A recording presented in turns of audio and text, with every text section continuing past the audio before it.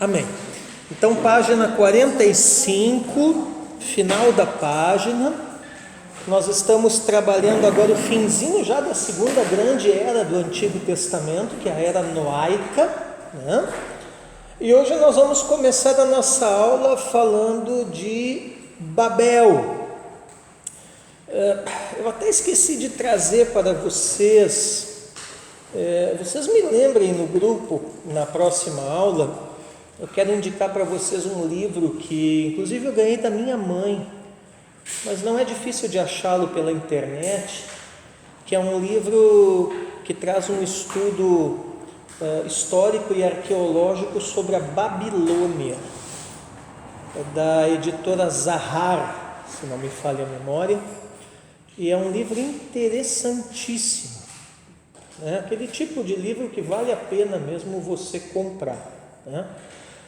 Então, nós vamos começar falando de Babel e a pergunta é: o que desagradou Deus em Babel? Ora, a primeira e mais óbvia resposta é a rebeldia do povo, né, contra o mandamento de Deus de encher a terra. Percebam que o projeto, né, era eles multiplicarem, se governarem e tal, né, e encherem a terra. Mas como que isso se daria, né? Os grupos humanos se espalhando. Só que você vê em Babel, né, ali na terra de Sinear, né, exatamente o movimento reverso. Então eles se aglomeram, né, num grande grupo ali, surgem as primeiras aglomerações urbanas ali, cidades, né? Então, ao invés de se espalhar e povoar a terra, eles começam a se aglomerar numa determinada região. Então, Gênesis capítulo 9, verso 1, está ali na nossa apostila, diz assim, vamos ler juntos?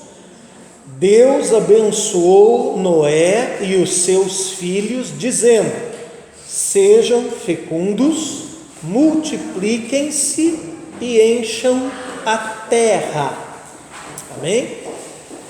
Então, nesse negócio dos homens se aglomerarem numa determinada região, nós vemos aqui a questão da rebeldia, né? O que é rebeldia? Eu até sugiro que vocês anotem isso, né? O que é rebeldia, né? Rebeldia, a grosso modo, é justamente fazer o movimento contrário, né? Então, todo o propósito de Deus pressupõe que nós vamos movimentar em direção a isso. Agora, se somos rebeldes, faremos o movimento contrário. Página 45, final da página, tá? Bom, o que desagradou Deus em Babel? Segundo ponto, buscavam a sua própria glória e não a de Deus. Então, olha Gênesis 11, verso 4 aqui, vamos ler juntos. Disseram: venham, vamos construir uma cidade, uma torre, cujo topo chegue até os céus, e tornemos célebre o nosso nome, para que não sejamos espalhados por toda a terra. Vocês percebem que aqui o primeiro ponto é confirmado novamente? Então você vê que não é uma coisa casual, não foi uma coisa que aconteceu assim, meio espontaneamente, meio por acaso, deles se aglomerarem todos numa determinada região. Foi uma coisa de caso pensado, né? Para que não sejamos espalhados por toda a terra. A ordem de Deus era espalhar. O que eles queriam? Aglomerar. E aqui você vê a real motivação: tornar célebre o nosso nome. Quer dizer, aonde está a raiz do humanismo na história da humanidade? Está aqui. O que é humanismo, senão o desejo desenfreado do homem por celebrar a si próprio, por engrandecer a si próprio, por tornar célebre o seu próprio nome. Tá? Bom, então quando eles constroem uma torre, você vê que eles se juntam aqui, né? O primeiro ditador da história é Lameque. Você vê que essa gênese, esse DNA ditatorial vai se transmitindo aos próximos ali descendentes, né? É a descendência que traz esse desejo por governo, no sentido de opressão, de manipulação, né? E eles se unem em torno do quê? De um projeto de poder. Qual era o projeto de poder? A construção da torre. E essa questão da torre, ela é bem clara, né? Chegar até os céus, é como se fosse uma representação dos esforços do homem por si próprio. Sim, quer dizer, nós não vamos buscar o céu que venha a nós, né? Pela nossa força, pelo nosso tirocínio de negócio, pela nossa técnica, né? Pela nossa sabedoria, nós chegaremos ao céu. Ora, não é essa até hoje a proposta daqueles que pensam que não precisam de um mediador, mas que podem alcançar o céu, ou diríamos a salvação, pelo seu próprio mérito? Se percebe que é a mesma essência de Babel, só que com uma roupagem religiosa. Tanto é que a torre, né, se você for estudar arqueologia, ela é um zigurate. O que é um zigurate? Um zigurate é uma construção ali daqueles povos sumérios, aqueles povos ali daquela região do Oriente Médio, né? Que era construído em degraus, né? E isso na verdade era um templo. Então você vê ali o que é na Torre de Babel? Os homens fazendo um movimento contrário a Deus, né? Numa proposta de autoexaltação, num humanismo, uma coisa que envolve uma religiosidade humanista, pelo fato de ser um zigurate, né? Uma construção religiosa que estava sendo feita ali, né?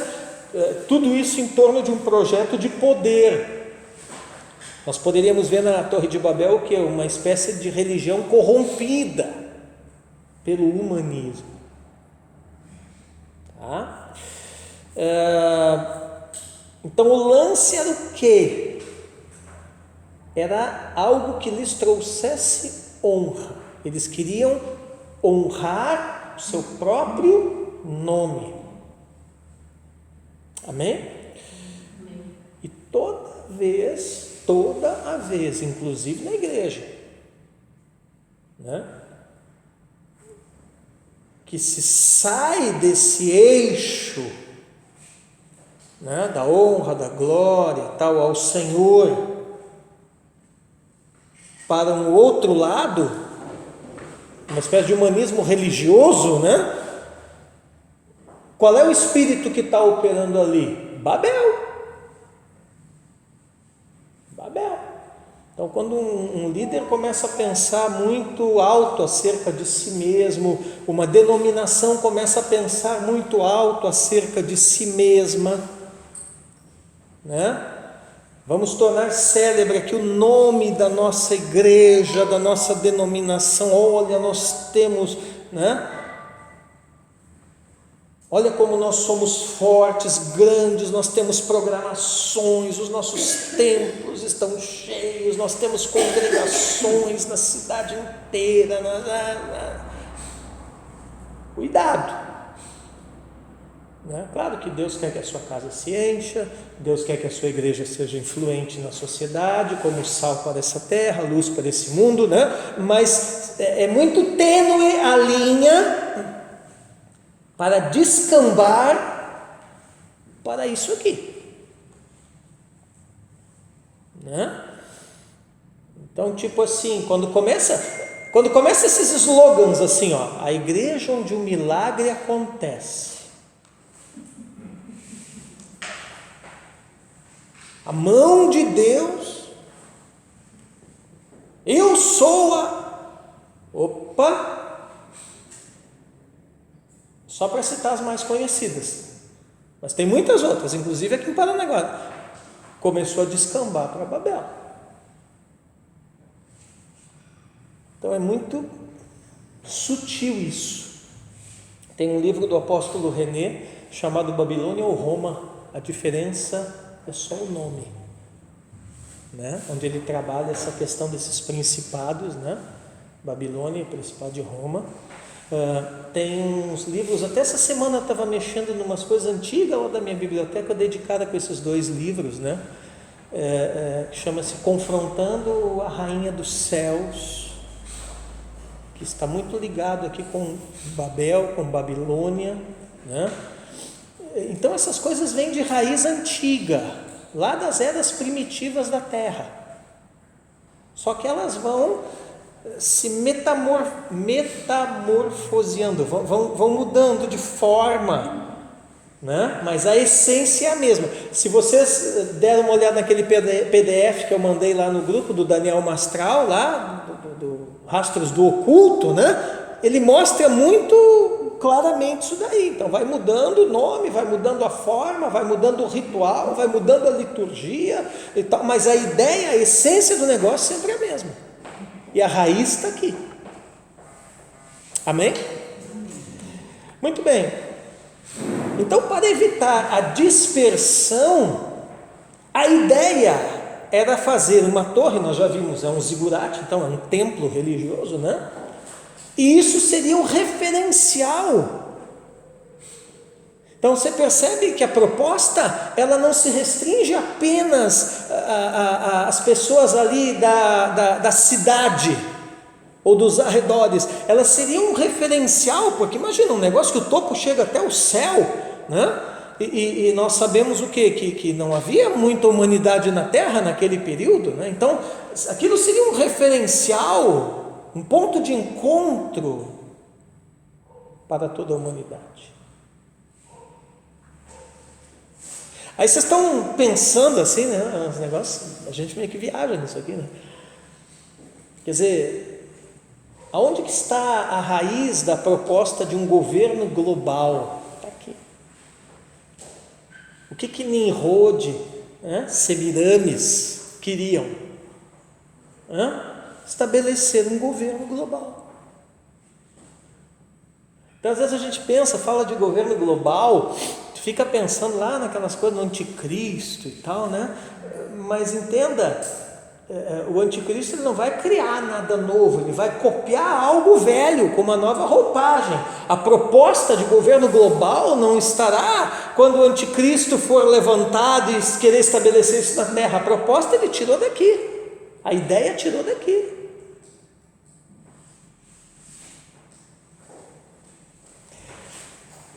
Então a partir daí eles iriam construir o seu próprio reino, sublinhe isso na sua apostila, o seu próprio reino e não o de Deus.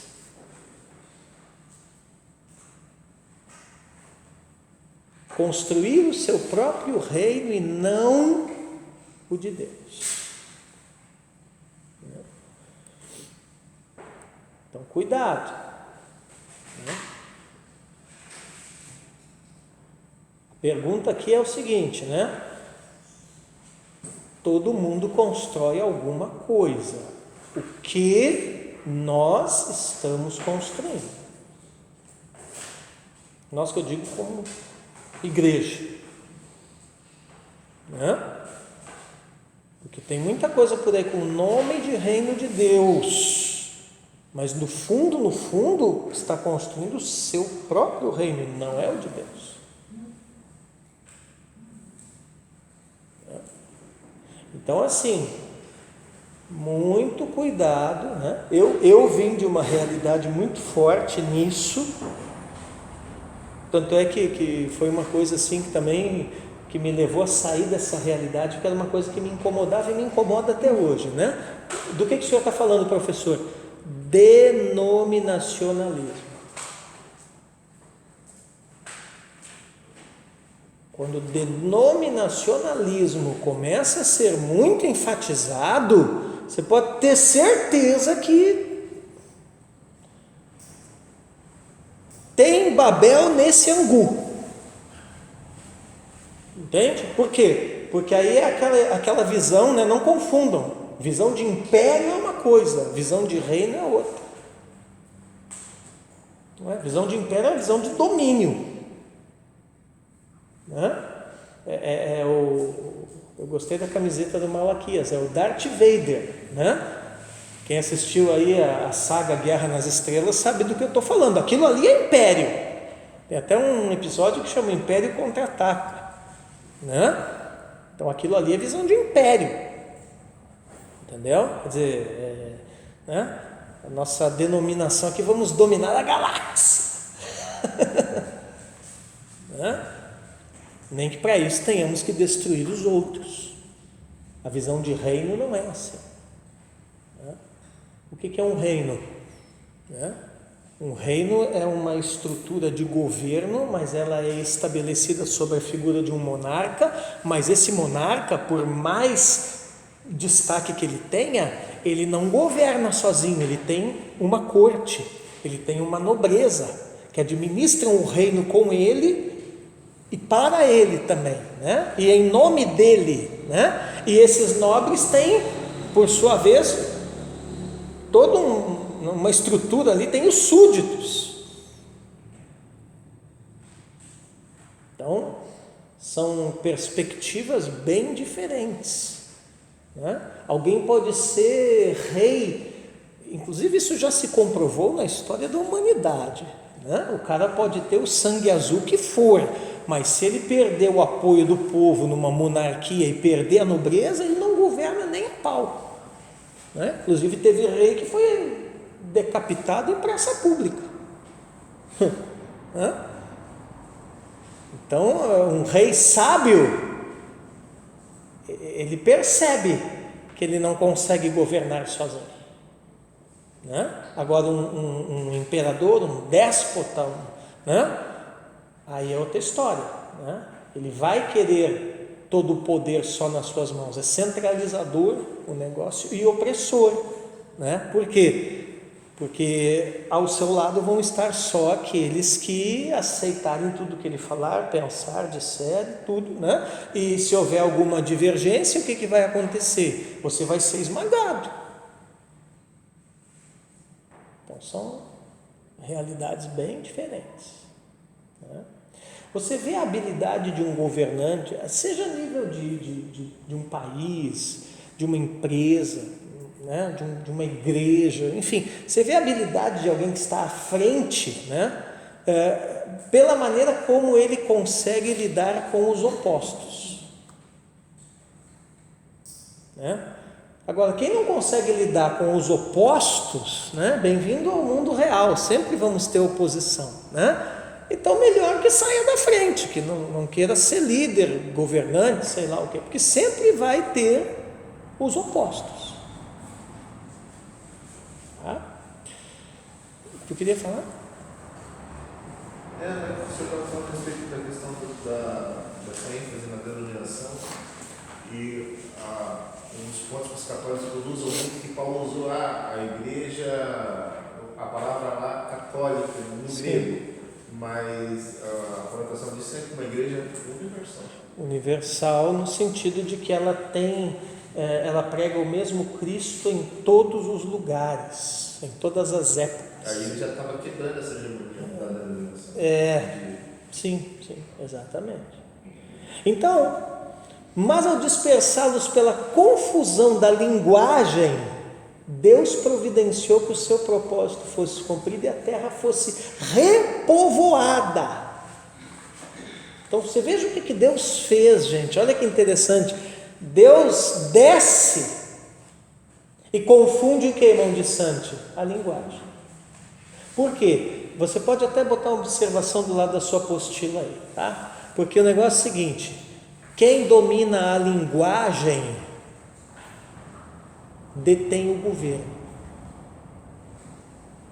Quem dominar a linguagem, né? A gente pensa que quem domina as forças armadas, né? Não. Quem dominar a linguagem, e a linguagem faz parte da cultura, domina o governo, detém o poder. Porque se você parar para pensar, tudo começa a partir da linguagem, porque afinal de contas, todo governo pressupõe um projeto de poder, seja ele benéfico ou não à sua população, e esse projeto de poder, Malaquias, ele vai ser estruturado em cima de ideias, e ideias para serem apresentadas dependem de linguagem. Então, por isso que é muito importante vocês também se aperfeiçoarem em serem bons comunicadores. Quem comunica bem, irmãs joias, governará bem.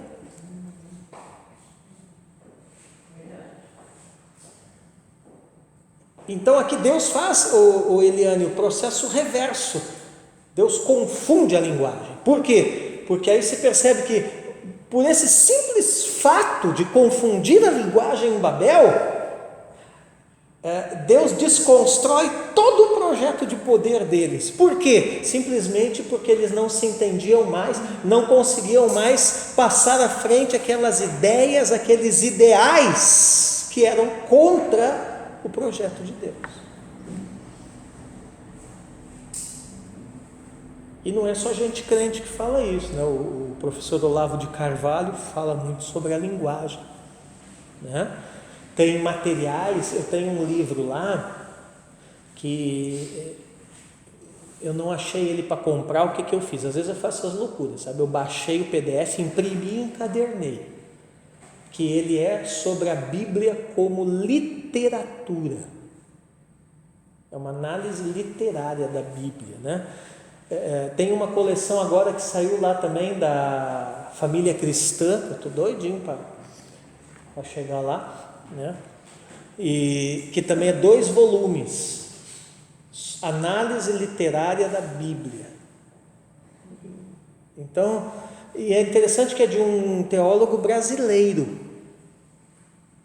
Então é muito importante nós termos também interesse, porque às vezes a gente foca muito na área teológica, no aspecto doutrinário, e não no aspecto linguístico da Escritura.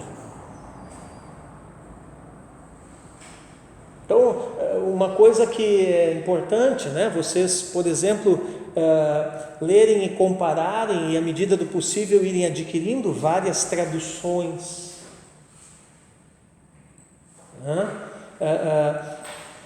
A próxima matéria, que é a introdução à Bíblia, para quem está aqui no fundamental, né? Nós vamos falar bastante sobre isso também, sobre traduções, sobre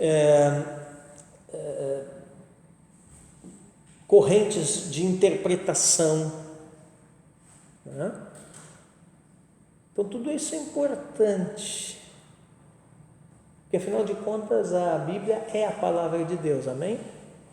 Mas sendo a palavra de Deus, ela precisou ser transmitida numa determinada linguagem,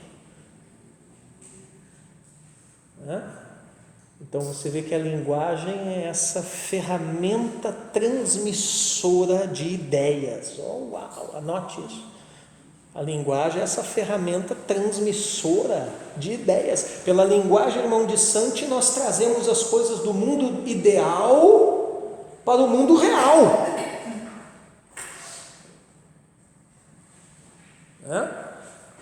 Trazemos as ideias do mundo ideal para o mundo real, usando aqui uma filosofia assim meio platônica. O Platão que tem essa história do mundo ideal, do mundo real, o mundo das ideias e o mundo da realidade, né? Mas como é que você transforma, materializa um no outro, né? Por meio da linguagem. É por isso que a Escritura até mesmo aconselha também, né, aos líderes, aos obreiros, que eles mantenham uma linguagem sã. O que é isso, esse negócio, linguagem sã e tal? É essa habilidade de comunicar.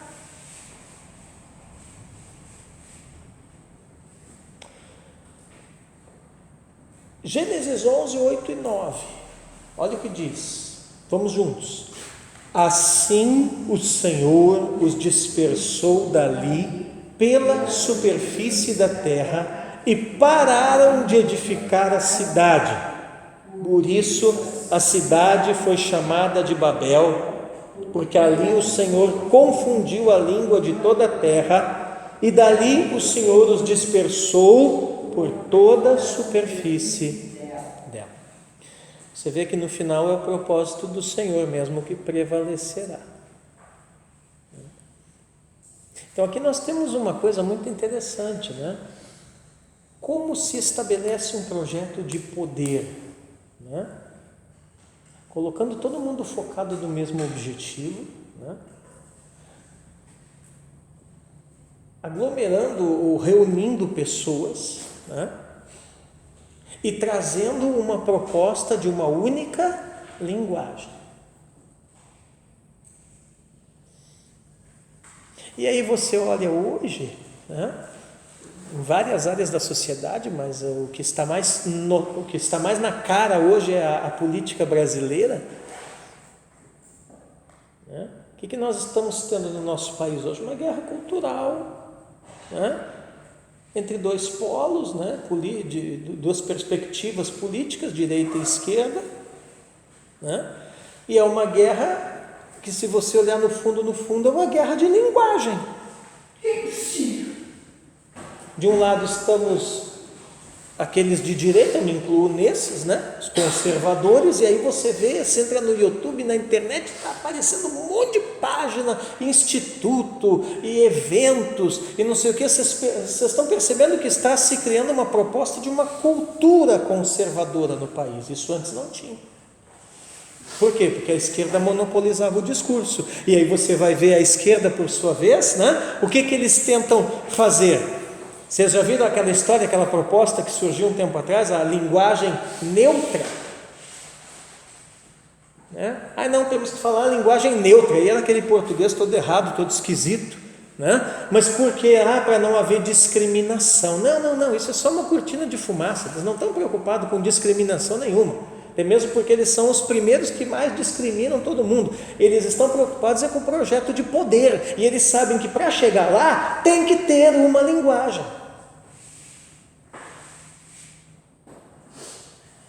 Mas graças a Deus, pelo menos a sociedade, até onde eu vi, não engoliu essa. Né? Então, Deus decidiu fazer da sua graça o fator de unidade entre os homens. Quer dizer, não é uma torre que chega até o céu que vai unir a humanidade, mas a graça de Deus.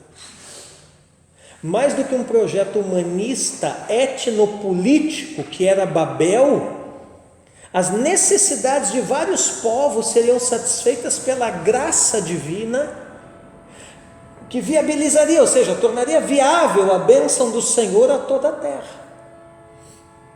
Amém? Amém. Então, como vamos viabilizar a bênção? Como vamos tornar viável a bênção? Justamente fazendo o que Jesus mandou, indo por todo o mundo, pregando o Evangelho, discipulando, batizando.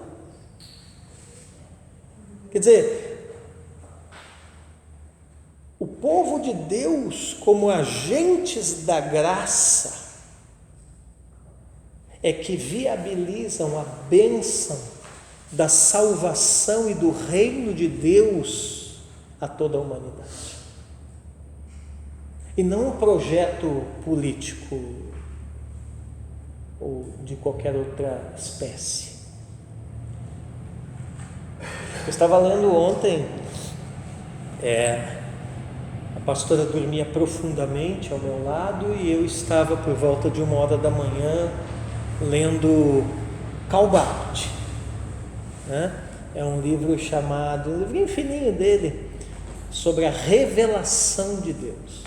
Eu gosto muito desses teólogos contemporâneos, né? No nível intermediário nós vamos começar a arranhar esse pessoal aí, né? Então vai ser legal de sabe? Nós vamos começar a entrar no universo de Calbart, de Bonhoeffer, de Paul Tillich, todos esses teólogos aí dos anos 40, 50, 60 do século passado, né? E tem muita coisa boa assim que esse pessoal produziu, como sempre come a carne e gospe o osso, né? E o Calbart, que trabalha muito, ele e o Bonhoeffer trabalham muito essa questão da igreja. Nós somos os agentes da graça. O que significa, Osmair, dizer que somos agentes da graça? Significa dizer que nós vamos tornar possível, viável, acessível a bênção de Deus a todas as nações da terra. E qual é a maior bênção que Deus tem para os homens? Ora, é a sua própria salvação.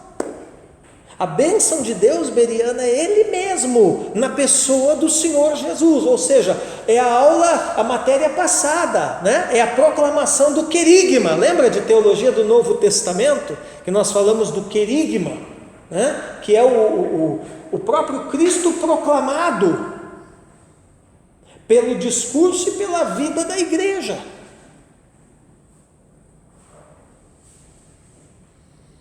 Mas isso parece, professor, isso é óbvio. Nem sempre é tão óbvio, porque muitas vezes a igreja está proclamando Francisco tudo quanto é coisa, tudo quanto é gente, menos Cristo. Ou eu estou falando alguma bobagem? Vocês sabem melhor que eu, vocês estão aí fora, vivendo o dia a dia, assim como eu também. Estava Cristo na pregação. Às vezes a pregação é tão... Às vezes botou tanto badulaque na pregação que Cristo some, né? Aí vira aquela pregação de Cristo sem Cristo, aquela igreja cheia de gente vazia, e por aí vai, essas coisas esquisitas que muitas vezes nós vemos igreja fora.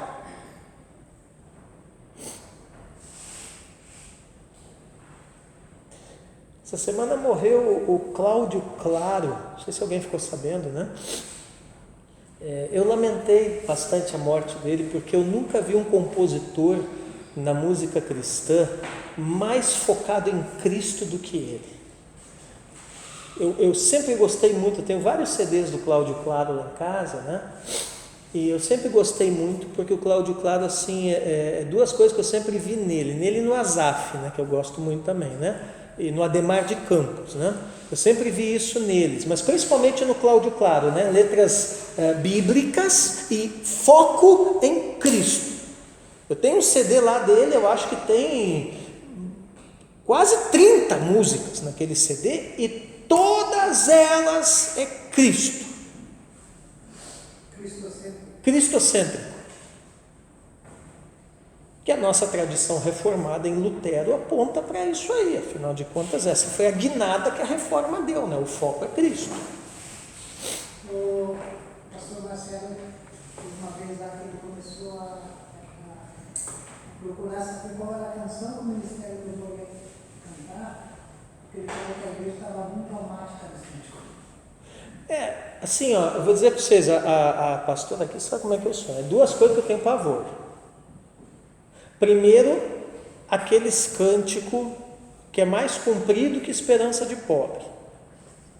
Você já viu? Canta, e o negócio tem as trocentas estrofes, daqui a pouco, assim, vocês sabem como é que a minha cabeça funciona, né? O menos sempre é mais. O menos é mais. Então eu tenho pavor de gente que quer fazer firula.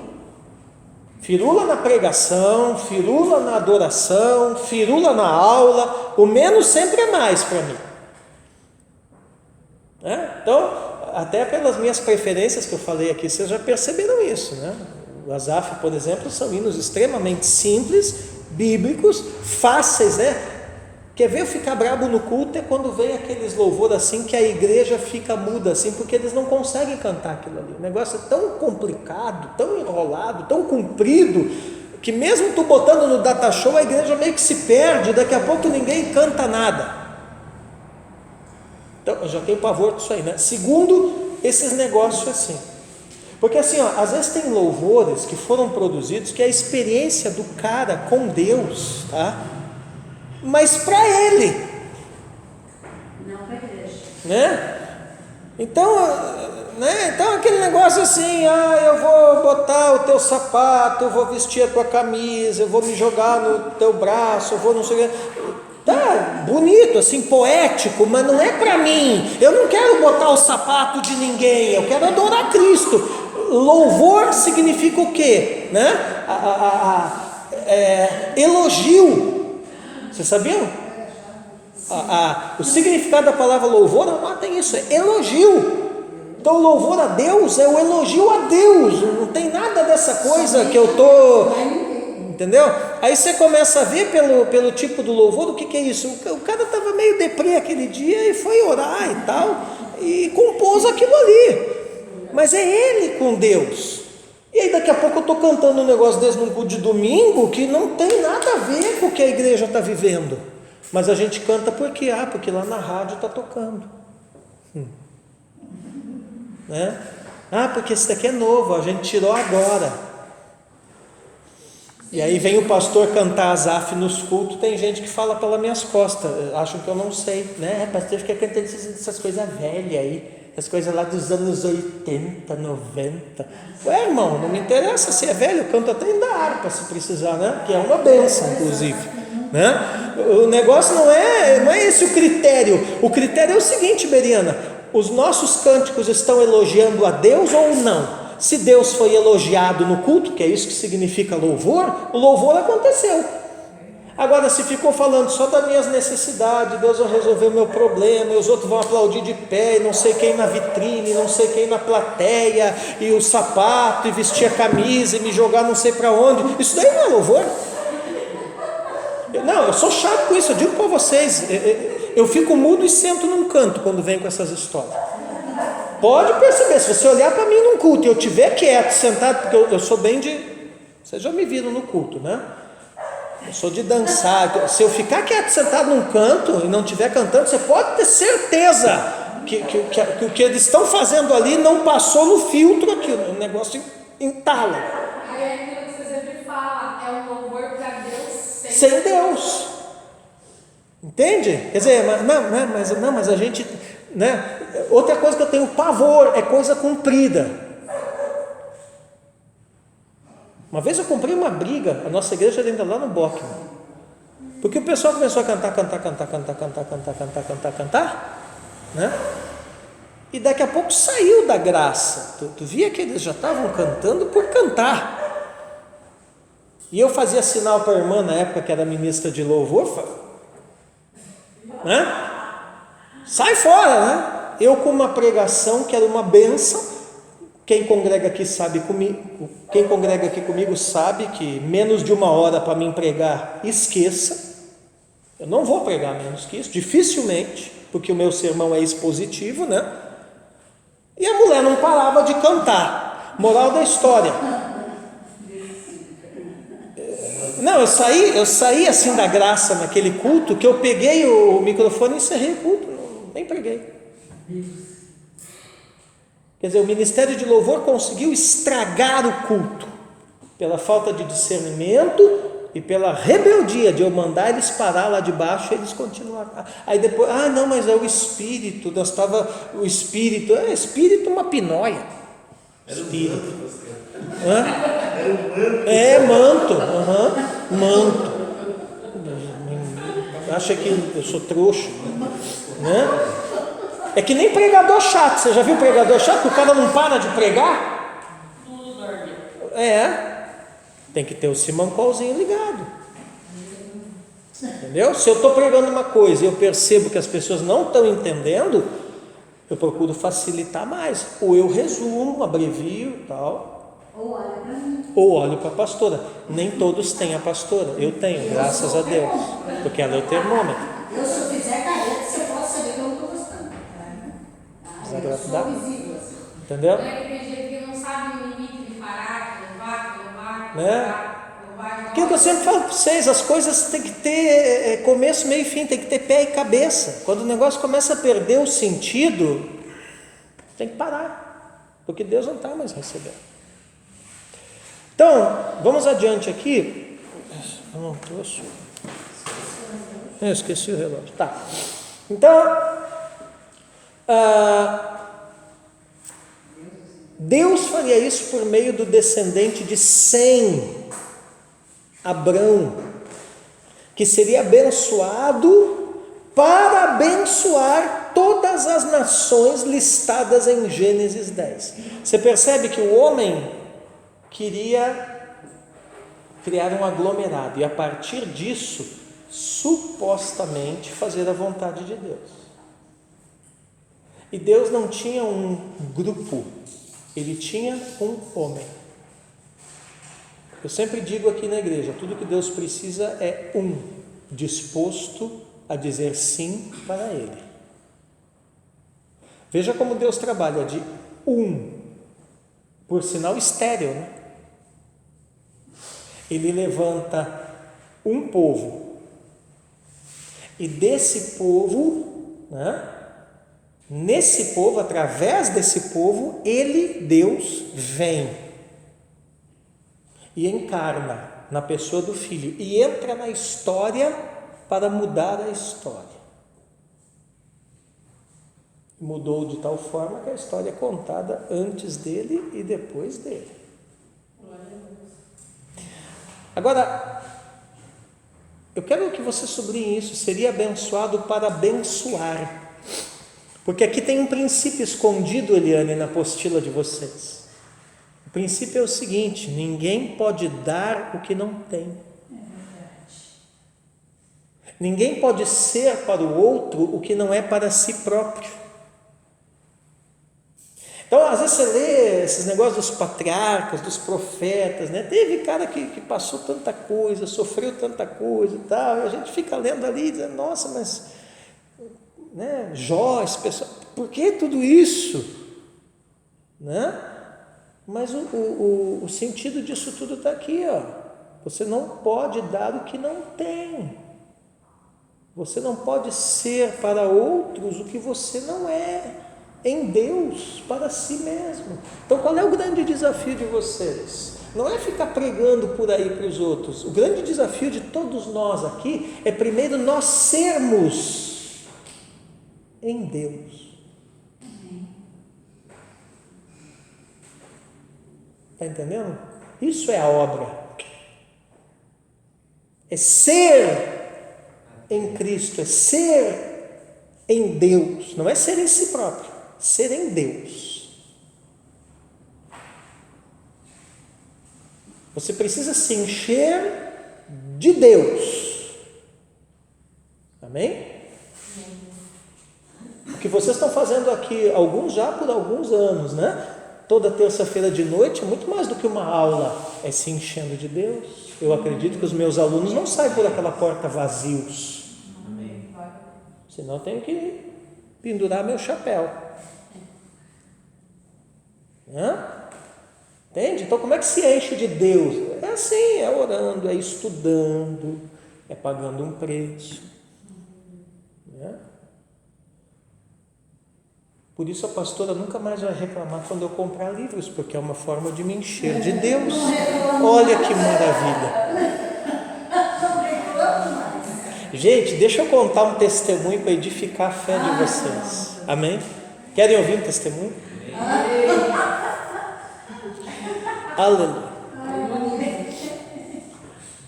Ano passado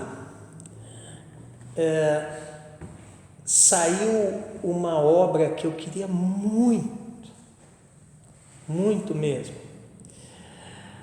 E aí saiu, sabe quando sai aquele negócio assim, e você olha e diz, meu Deus, aí você olha os teus boletos, olha o teu cartão, olha as tuas contas e digo, ai, ai, ai. E aí o negócio saiu com edição limitada, velho. Pô, aí pense, né? E vá vender alho para juntar os pila, né? Quando eu consegui, o negócio esgotou. Digo, tá bom, Deus sabe. Aí, essa semana passada, né? Estou conversando com a minha Dinda. Meu irmão, por isso que todo gaúcho é abençoado, porque não existe gaúcho sem Dinda. E aí, conversando com a minha Dinda, rapaz, foi o Espírito que iluminou ela. Ela me perguntou, lembra aquele negócio assim, assim, assim, você tinha falado para mim? Eu digo, pois é, né? Aí diz ela assim, puxa vida, né? É importante, você trabalha nessa área. Olha os papos dela, tá bom, né? Fui olhar, saiu uma nova tiragem. Não preciso dizer o que aconteceu, né? Daqui a pouco olhei no meu zap, a minha Dinda me abençoou. Paz, do que eu estou falando, né? Aí a pastora falou assim, meu Deus, vai botar onde? Eu digo, não sei, mas em algum lugar vai ficar, nem que seja na minha cama. Hã? Então, do que eu estou falando? Estou falando da Suma Teológica de São Tomás de Aquino, velho. 5 volumes, 1.200 páginas cada. Uma vez. Cara. Então, assim, agora eu estou fascinado pela teologia tomista, né? Que é uma outra área. Estou viajando, eu trouxe a catena hoje para mostrar para você, né? Então, assim, fiquei contente porque é uma obra, para vocês terem uma ideia, tá? O preço dela normalmente, tá? R$1.300. Mas é uma coisa que vale a pena. O preço dela. Claro que não foi pago isso, porque agora eles editaram de uma forma mais popular, mais simples, então diminuiu muito, muito, muito mesmo, né? Mas assim, para vocês verem que é uma obra de referência, né? Então eu estou feliz pra caramba, né? Contando os dias para chegar, porque isso daí é um acréscimo na biblioteca violento, né? E todas essas coisas são materiais, fontes de pesquisa que ajudam a produzir também as apostilas e os materiais de vocês aqui, de Tomás, de Platão, de Sócrates, de um monte de gente, né? Não só os pensadores cristãos, mas até pensadores gregos, esse pessoal aí, que influenciaram muito na teologia também. E os contemporâneos aí, que eu gosto muito de estudar. Então, glória a Deus. Então, isso aí é o quê? É maneira de se aproximar de Deus. Você está investindo na tua vida espiritual. Amém? Claro que o meu caso, eu fico lendo esses bagulho doido porque é da minha área, né? Mas dentro do que Deus te chamou, né? E da tua condição, né? Você está aqui estudando, você está investindo. Você adquire uma versão nova da Bíblia, você está investindo. Você lê um comentário, você está investindo. Uma Bíblia de estudo, você está investindo, né? Não pare, a gente nunca para de estudar. Amém? Por quê? Porque nós precisamos ir recebendo, e não é só o estudo não, viu? Porque se tivesse esse negócio todo aí, eu posso ter a Suma Teológica lá, meu irmão, mas se eu deixar de ser um homem de oração, ó, 0, 0, 0, 0. Tá? Então é a vida com Deus, né? O Calvino tem uma frase que eu gosto muito, né? O Calvino dizia assim, orare e labutare, quer dizer, ore, mas também trabalhe, né? Então, nós estamos orando, estamos jejuando, estamos fazendo propósito, amém? Mas por outro lado, estamos estudando, estamos investindo, estamos pagando um preço, vocês, eu, todos nós. Então isso nos edifica no Senhor, e isso, entende? Para que tudo isso? Para nós nos tornarmos, Carol, agentes da graça. Amém? Porque se a gente não segue esse caminho, podemos também seguir o caminho contrário, o caminho de Babel. Aí você vira agente da desgraça. Tem muita gente por aí que virou nisso, da desgraça alheia. O que é a desgraça, Francisco? A ausência de graça. E quando que acontece a ausência de graça, Fábio? Quando eu quero ser para os outros aquilo que eu não sou nem para mim. Então você olha, irmã Joia, esses caras, o Agostinho, o Lutero, os teólogos do primeiro milênio da igreja, São Jerônimo, esse pessoal que traduziu Bíblia, né? Todo esse pessoal aí, o panteão, né? de teólogos, heróis da fé, avivalistas, esse pessoal todo, né? Qual é o lance desses caras, Eliane? Eles entenderam simplesmente que eles tinham que ser em Deus. E aí dentro do seu chamado, cada um no seu quadrado ali, né? A unidade, mas ao mesmo tempo também a diversidade do corpo, vai havendo essa edificação no Senhor. Amém? Amém. Legal. Então, vemos aqui, portanto, a universalização da promessa divina, cujo critério de participação seria o mesmo apresentado a Abrão. Qual é o critério? É a fé. Amém? Gênesis 12, versos 1 ao 3. O Senhor disse a Abrão: saia da sua terra, da sua parentela e da casa do seu pai, e vá para a terra que lhe mostrarei. Tem que ter fé para isso ou não tem? Eu não sei se eu iria. Se bem que de certo modo eu vim. A terra que ele me mostrou foi Paranaguá. Mas já estava aqui, né? Não era ele.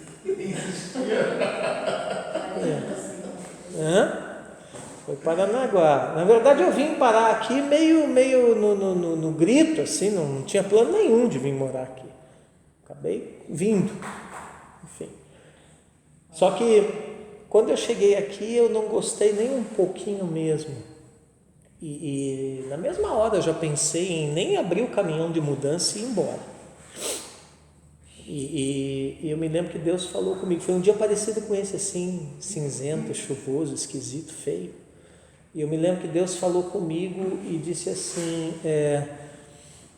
você tem duas opções. Você pode ir embora e andar na minha permissão, e eu vou te abençoar. Eu vou te abençoar.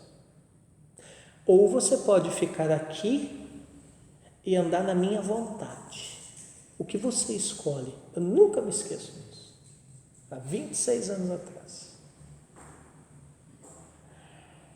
E aí até o motorista do caminhão, que o lugar que me botaram aqui era tão ruinzinho na época, né? Ele disse assim: pastor, um homem que nem o senhor vai morar nesse negócio. Vamos embora. Vamos embora, eu não cobro nem a volta. Vamos embora. E aí eu bati na janela assim e disse assim: pode abrir, arriar a mudança que é aqui mesmo.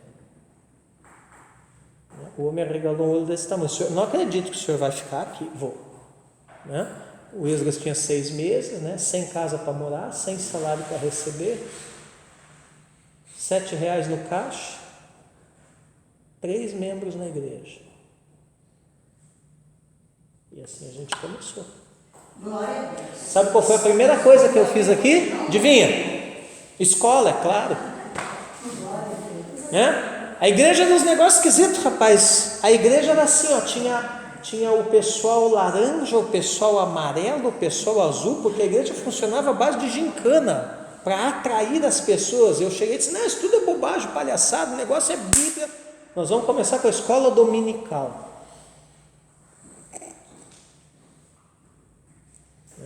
E a segunda coisa que eu fiz, o que você acha?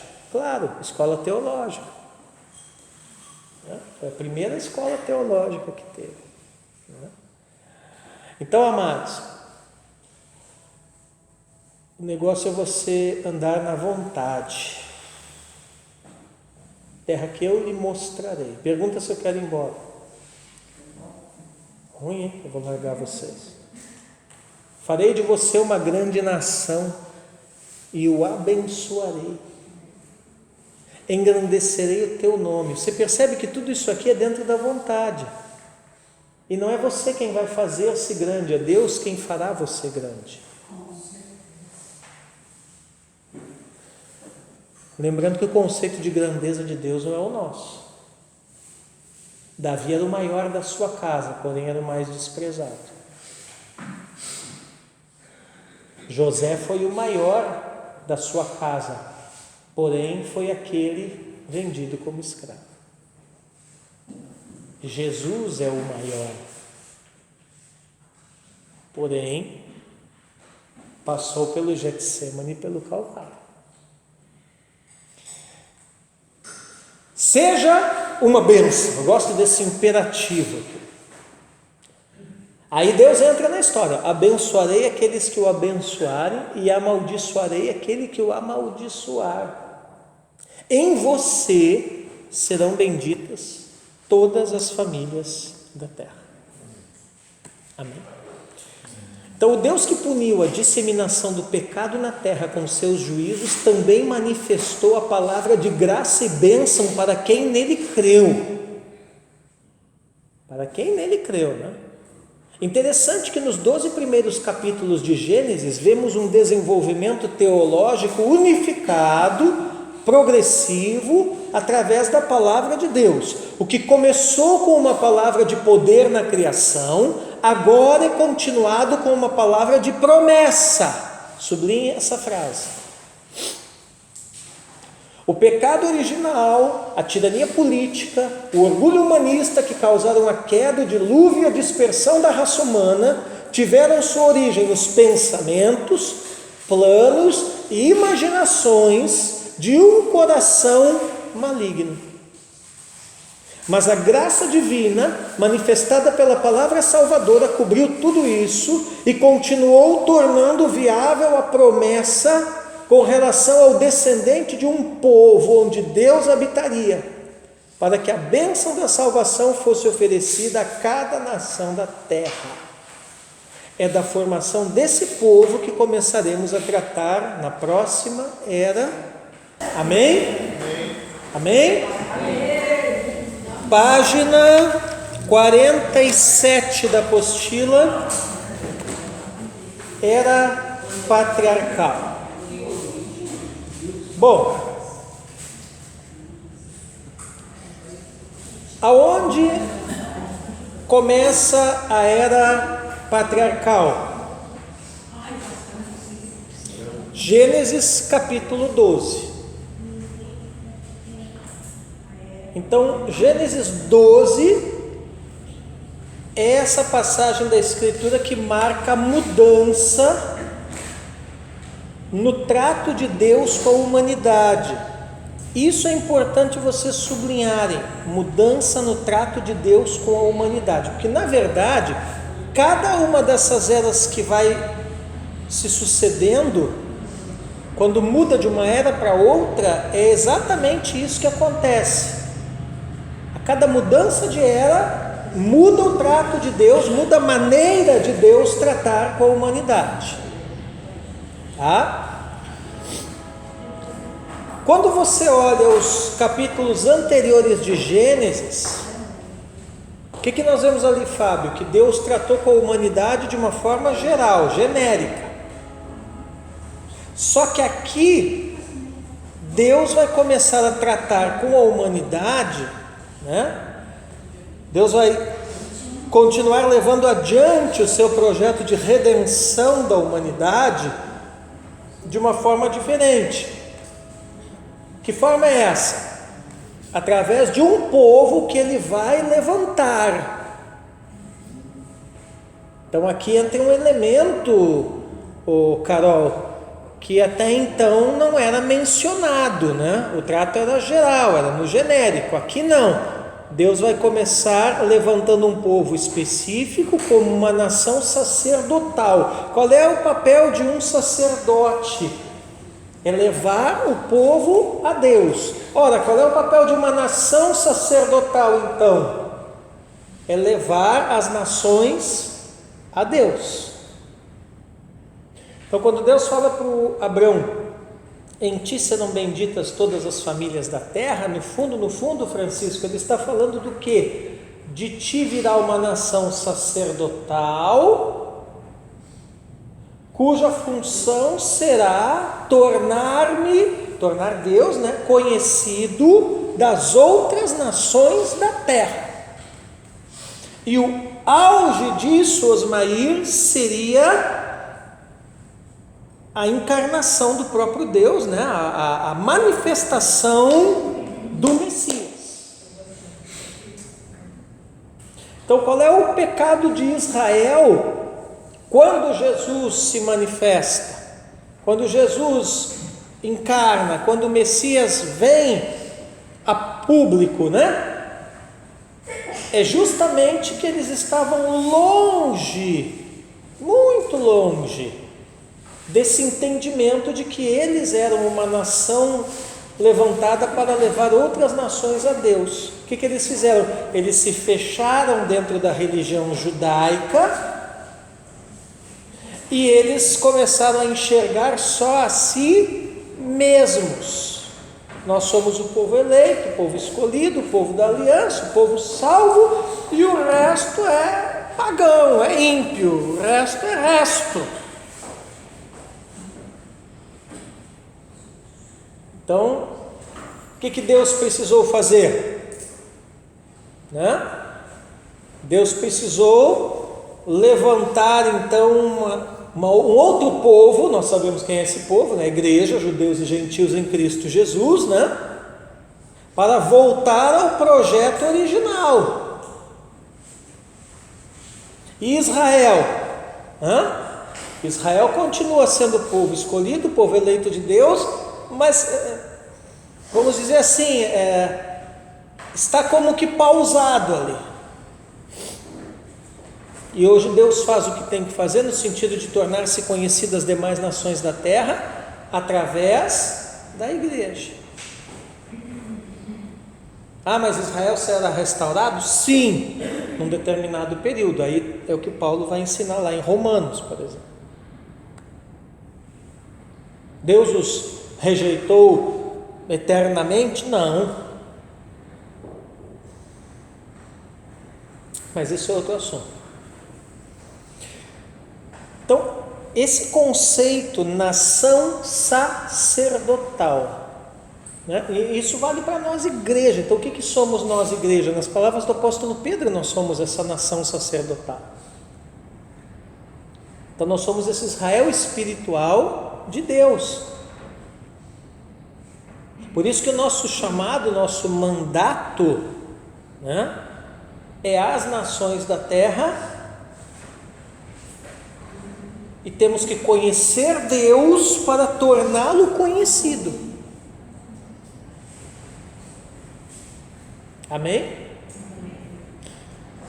Então, qualquer coisa que a igreja faça que não torne Deus conhecido, está fora do propósito. Nada mais é do que uma mera religiosidade vazia. Então é simples, vocês percebem que na verdade se reduz a algo simples. Tipo assim, o que nos garante que nós realmente estamos sendo a igreja que Jesus quer que a gente seja? O que nos garante que nós realmente estamos sendo a igreja que Jesus projetou que a gente seja? Ora, é simples, é só nós olharmos o que nós estamos fazendo e perguntarmos para nós mesmos: isso que estamos fazendo está tornando Jesus conhecido? De alguma forma isso revela Jesus, manifesta Jesus, expõe Jesus, né? Proclama Jesus? Se sim, amém, estamos sendo de fato então a igreja. Agora, se não, temos que corrigir o nosso rumo. Amém? Então, aqui nós temos a figura, né, do patriarca Abrão, que depois vira Abraão. Esse negócio de mudança de nome na cultura oriental diz respeito à mudança de personalidade. Então, toda vez que Deus toca e trata com a vida de alguém, ele sofre uma mudança no nome, tá? Porque o nome aqui na perspectiva oriental ele diz respeito ao destino de alguém.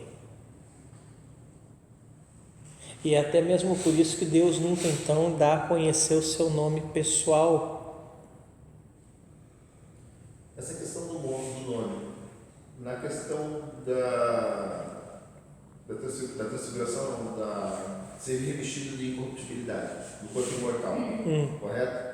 As Escrituras falam que cada um dos fiéis que for ressuscitar com Cristo vai receber uma pedra com o nome da qual ninguém saberá, justamente por isso, para nada mais ter domínio sobre os que já alcançaram a glória, porque diz que ele receberá uma pedra com o nome que só ele saberá. Né?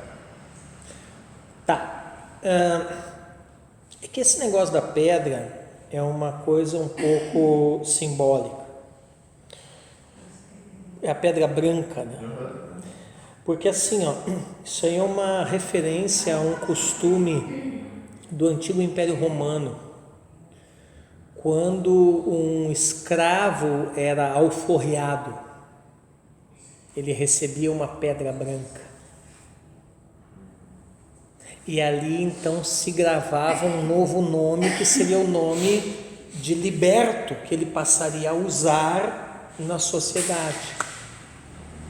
Então usa essa ilustração da cultura greco-romana, vamos dizer assim, para mostrar isso, né? Que ao nos revestirmos de incorruptibilidade, fomos definitivamente libertos de toda a escravidão, né? E temos algo que atesta isso. O que atesta isso, né? O novo nome que nós recebemos, que ninguém sabe. Por quê? Porque quem determina o nome determina o destino, e quem dava o nome era quem libertava, era quem alforriava. Quem determina o nosso destino é quem nos libertou, Cristo. Mas eu vou arriscar um palpite, que o nome que está lá é o nome de Jesus. Tem toda uma polêmica, o nome de Deus, né? Tem até um pessoal, surgiu até igreja em cima disso aí, né? O verdadeiro nome é esse, não é aquele, pronuncia assim, né? Para mim, o nome de Deus é Jesus. Simples assim, né? Simples assim. Mas o fim dos tempos dirá, né? Entendeu? Agora, é uma questão cultural aquilo ali, mas que traz uma mensagem poderosa, né? Muito bem. Então, é o patriarca Abraão que a descendência dele vai dar origem a esse povo por meio do qual virá o Messias, que é o principal personagem. Gente, tudo isso daqui é só para desaguar lá em Jesus. Tá? Outra coisa, viu? A pastora acompanha aquela novela lá do Gênesis. Eu não acompanho assim, não sou muito fã, mas também não falo mal de quem assiste, né? Melhor que assistir outras coisas por aí, né? Tudo bem. Claro que nós temos que entender que ali não é a Bíblia pura, porque é uma história e eles têm que rechear de situações ali até para dar os capítulos, né? É uma coisa romanceada, fundamentada na Bíblia, né? Tudo bem. Mas uma coisa eu gostei ali. Esses dias até a pastora costuma assistir quando ela deita na cama. Ela deita na cama, né? Abre o aplicativo da Record no celular dela, bota o óculos na ponta do nariz, abre uma barra de chocolate desse tamanho, e o melhor, ela assiste sem fone. Você está vendo que situação que eu fico, né? Aí eu digo, me ajude a orar, porque ela não se convenceu ainda da necessidade do fone. Eu digo, bota um fone, não gosto de fone. Meu Deus. Aí eu quero ler o Karl Barth, como é que eu vou ler com os caras da Record falando ali no meu ouvido? Não dá, né? Oi?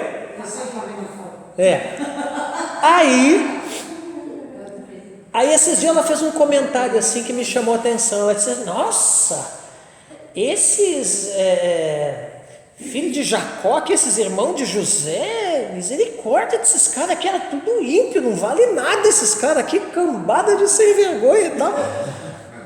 E tá certo. Então, eu quero desmistificar isso. Realmente, eles eram bem daquele jeitinho mesmo, jeitinho ruim, sangue ruim aqueles caras. Sim, sangue ruim.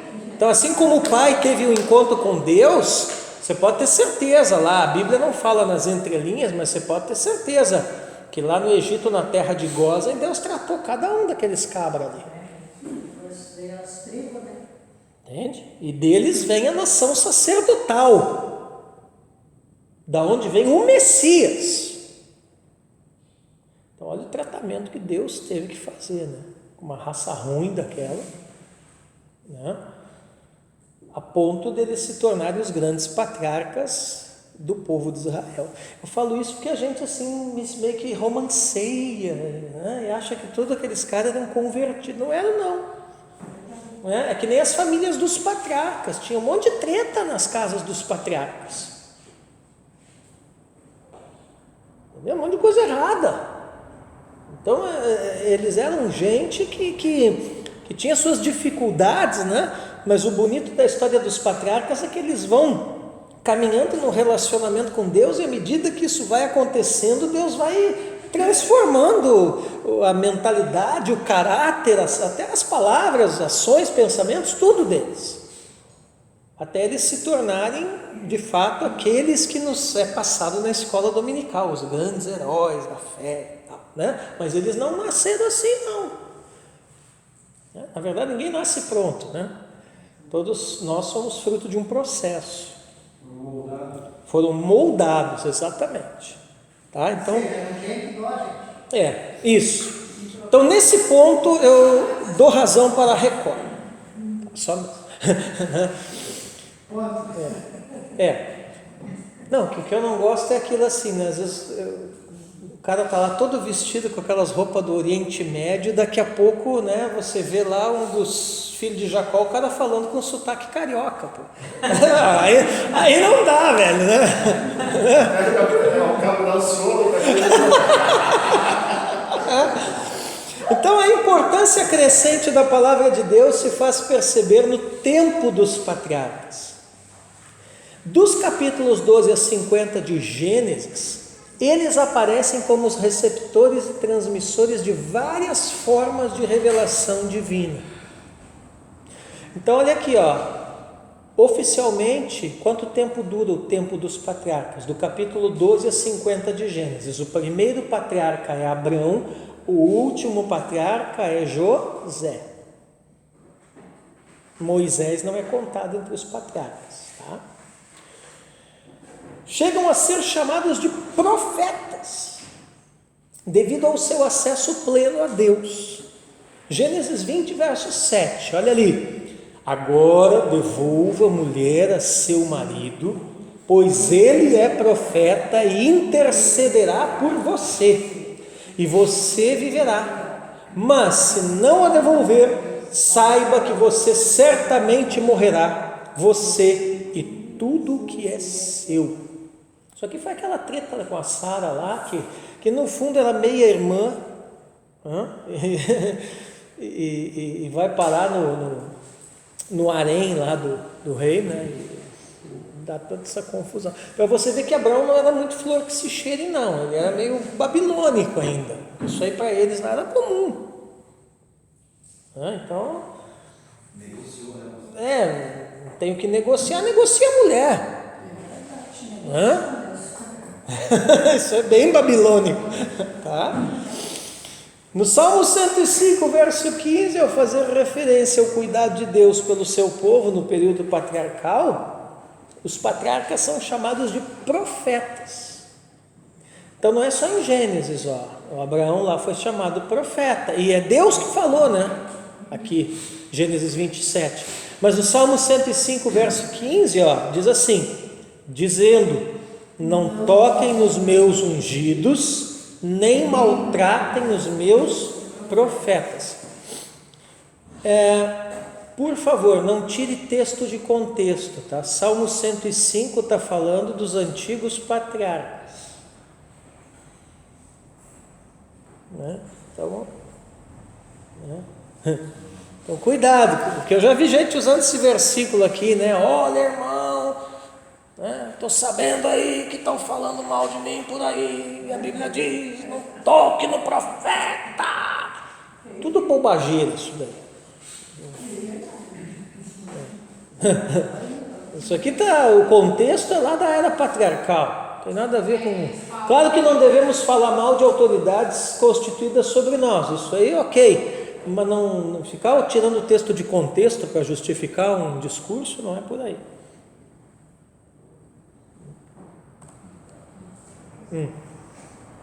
Vamos lá. É interessante perceber que não foi somente com Moisés que Deus falava pessoalmente.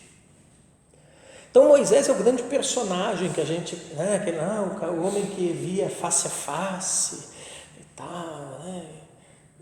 Ninguém se relacionou tanto quanto Moisés e viu tanto Deus como Moisés, mas antes já tem ocorrências, é que a gente não percebe. Isso se deu muito antes também com Abraão, Isaque e Jacó. Quando isso acontece, é antecedido pelas expressões: veio a palavra do Senhor a ele, ou o Senhor lhe disse. Então, quando vocês veem essas expressões em Gênesis, no período patriarcal, dos capítulos 12 a 50, né? Veio a palavra do Senhor a ele, ou o Senhor lhe disse, são acontecimentos aonde Deus está falando pessoalmente com aquele determinado patriarca. Então havia sim manifestação pessoal de Deus.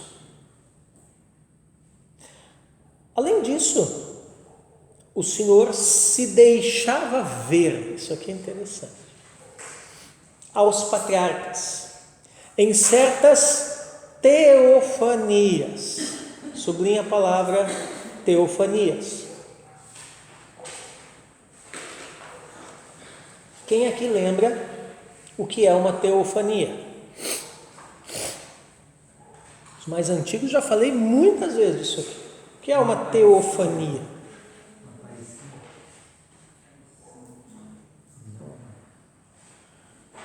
Também.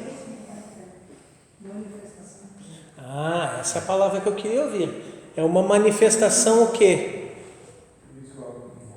Visível de quem?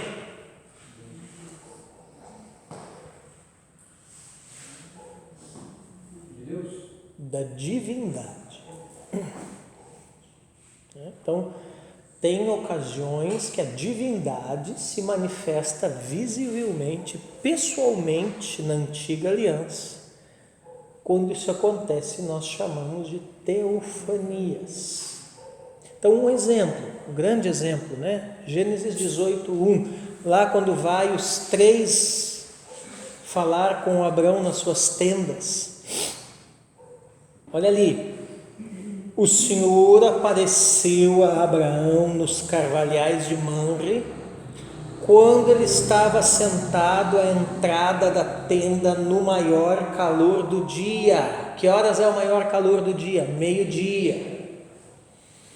Jeová chegou para o almoço. Gênesis 26:2.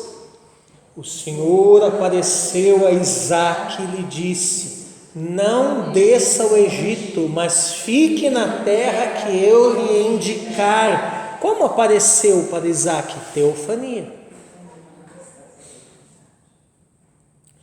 Gênesis 35, versos 7 e 9.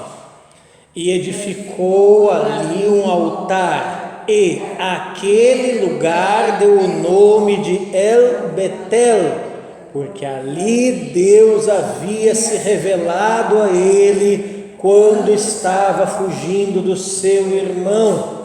Depois que Jacó havia retornado de Padã Arã, Deus lhe apareceu outra vez e o abençoou. Como vamos entender? Então, cada uma dessas teofanias, primeira coisa, se relaciona com um momento importante na revelação e na trajetória dos patriarcas. Toda vez que vai acontecer algo importante, uma guinada na história, teofania. Momentos de bênçãos e mudanças no caráter desses homens, com direcionamentos importantes tanto a eles, como ao processo teológico inteiro contido nas Escrituras. Então isso é tão importante, que Deus em pessoa se revela, se comunica diretamente. Por quê? Porque isso aí vai resultar num destino lá na frente que precisa ser alcançado. Conectado a essas teofanias, temos a manifestação do anjo do Senhor. Então, quantas vezes vocês já leram em Gênesis que o anjo do Senhor apareceu e tal, e tal, e tal? Ali é uma teofania. Vou chegar lá. Então, Gênesis 16, 7 é um exemplo, vamos ler. Quando o anjo do Senhor a encontrou junto a uma fonte de água no deserto, junto à fonte no caminho de Sur. Agora, pergunta que o Rafael fez, quem é esse anjo? Na verdade ele fez uma afirmação, mas eu vou mudar para uma pergunta. Primeira coisa, você tem que olhar os contextos em que esse anjo aparece. Inclusive, ele aparece sempre nas Bíblias de vocês, na maior parte das traduções, letra maiúscula. Então não é um anjo qualquer, querubim, serafim, esse povo aí. É um ser sobrenatural, espiritual, distinto, diferente. Muito bem. O que mais que nos leva a entender que ele é mais que um simples anjo? Porque os anjos comuns, nas suas aparições na Bíblia, se recusam a receber adoração. Lembra lá no Apocalipse, quando o anjo diz, não, adora a Deus, eu sou conservo teu, dos teus irmãos. Agora esse aqui, o anjo do Senhor, não, ele recebe adoração, ele recebe sacrifícios, respeito e honra, que só você vai ver que só são entregues a Deus. Só que ao mesmo, aí você vai dizer, então ele é Deus. Não, ele é mostrado na Escritura como alguém diferente de Deus. Aonde aparece, tem a maior ocorrência do anjo do Senhor, por incrível que pareça, no livro de Juízes. Então, do que nós estamos falando aqui? De um ser que tem uma identidade com Deus, certo? Mas ao mesmo tempo ele é enviado por Deus. Quer dizer, o Rafael estava certa a resposta. Boa pergunta de prova. Entende? Boa pergunta de prova. Quem é o anjo do Senhor? Pô, essa pergunta é para sacanagem. Até explicar tudo isso vai ter que assistir o vídeo umas 300 vezes. Não, você coloca lá verdadeiro ou falso. Ah, verdadeiro ou falso, Mas o importante é vocês entenderem isso aqui, até sublinha na apostila de vocês, tá? Um ser que tinha uma identidade com Deus e ao mesmo tempo era enviado por Deus. Essa seria a resposta da pergunta de prova. Já estou dando a dica. Quem é o anjo do Senhor? é alguém que tem uma identidade com Deus e ao mesmo tempo é enviado por Deus. Ora, Jesus é o enviado de Deus, mas ele tem uma identidade com o Pai tão grande a ponto de dizer: eu e o Pai somos um. Aí você coça a cabeça e diz: mas peraí, professor, esse troço é muito doido. Então o senhor está me dizendo que Jesus já se manifestava e aparecia na antiga aliança? Sim.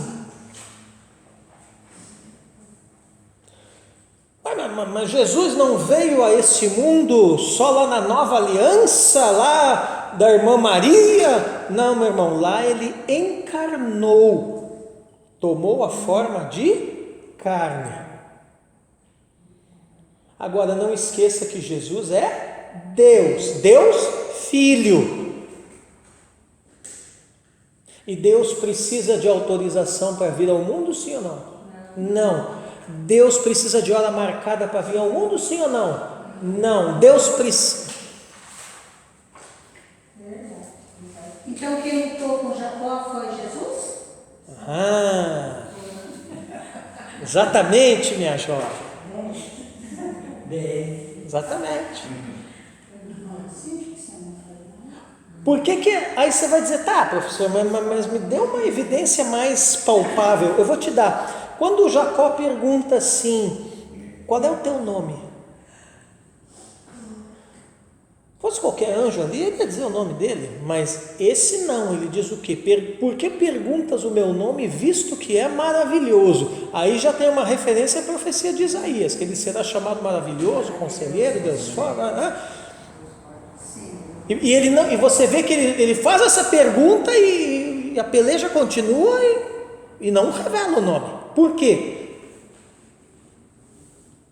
Porque ninguém será detentor do nome de Deus.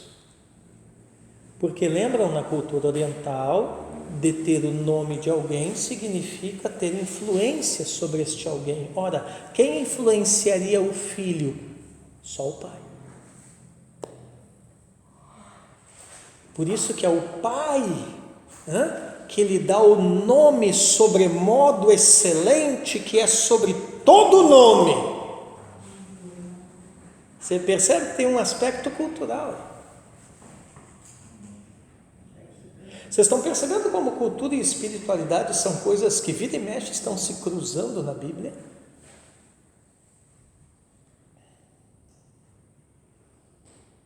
Por isso que o chamado da igreja, como que a igreja leva adiante o seu chamado, promovendo na sociedade uma cultura cristã.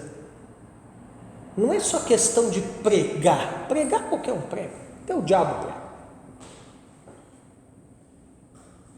É uma questão de promover uma cultura cristã. Quando que uma cultura cristã está sendo promovida? Quando a unidade da igreja numa região acontece. Aqui em Paranaguá, gradativamente, pelo movimento de unidade da igreja, nós estamos propondo e promovendo uma cultura cristã. E a cultura influencia em todas as áreas, inclusive na área política, Conseguimos eleger alguém.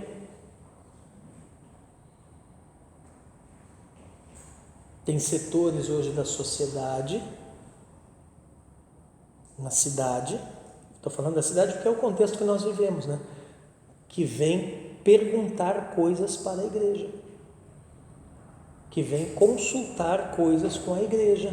Tem setores da sociedade hoje na cidade que já nos falam assim: nossa, nós não sabíamos que vocês existiam e nem que vocês pensavam, aliás, nós não sabíamos nem que vocês pensavam.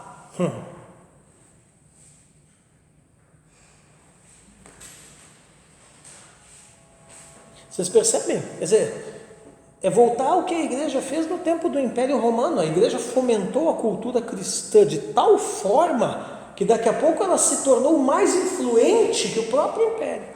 Claro que isso teve prós e contras, porque também teve eles foram para alguns extremos ali, né? Mas é inegável o mérito que eles promoveram de forma muito forte e veemente uma cultura cristã, a ponto que toda a civilização ocidental é influenciada pelo cristianismo. Essas pessoas precisam de cultura do reino? Seria. Né? Agora, o que o Islã tenta promover na Europa? A mesma coisa que a igreja fez no período antigo, na Idade Média e tal. Hoje, boa parte do continente europeu está tomado pelo islamismo. Por quê? Porque eles promovem a cultura islâmica.